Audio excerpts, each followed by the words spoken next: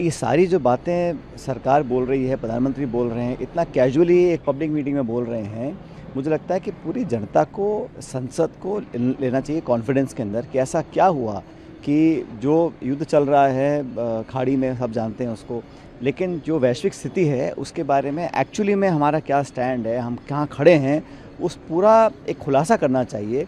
अब चुनाव ख़त्म हो गए हैं तो अब सब गैस के दाम बढ़ रहे हैं, पेट्रोल के दाम बढ़ रहे हैं, लेकिन ये बचत करना, सोना नहीं खरीदना, वर्क फ्रॉम होम करना, ये कोई इतना कैजुअली नहीं आप सलाह दे सकते हैं। बताना पड़ेगा आंकड़ों के साथ कि तथ्य क्या है, हकीकत क्या है, भारत की स्थिति क्या है वैश्विक संदर्भ में और आर्थिक आंकड़ों के हिसाब से। और ये अगर सब करना था तो ऐसा क्या हुआ एकदम से, क्योंकि युद्ध तो चल रहा है 2-2.5 महीने से, और जहाँ तक तेल के दाम है वो भी लगभग अब स्टेबलाइज हैं, लेकिन एकदम से ऐसा क्या हुआ, क्या हमें पूरी जानकारी है, क्या कुछ छुपाने की कोशिश की जा रही है। लेकिन एहतियात बरतने के लिए जो इतना सुझाव दिया गया और सीरीज़ बोली गई हैं उसमें कि वर्क फ्रॉम होम करना है, सोना नहीं खरीदना चाहिए और बहुत बचत करनी है, फलाना फलाना, तो ये एकदम से जो बोला है, आउटबर्स्ट हुआ है, एकदम चुनाव ख़त्म होने के तुरंत बाद क्यों बोला गया, बड़ा सवाल पड़ता है।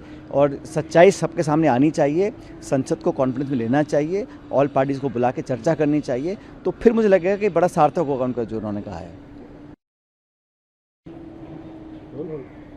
राजस्थान में जो स्थिति है लगातार मुझे लगता है बिगड़ रही है, जहाँ तक लॉ एंड ऑर्डर की बात है।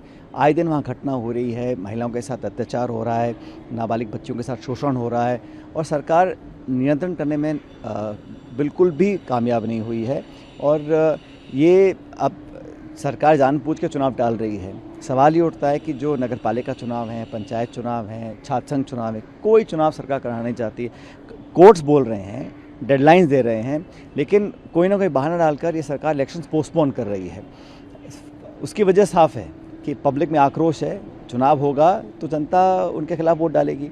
तो अब ये रात्रि वहाँ पे निवास कर रहे हैं, गांव में जा रहे हैं और जन सुनवाई रातों को रुक के कर रहे हैं मंत्री, बड़े बड़े सांसद और मुख्यमंत्री।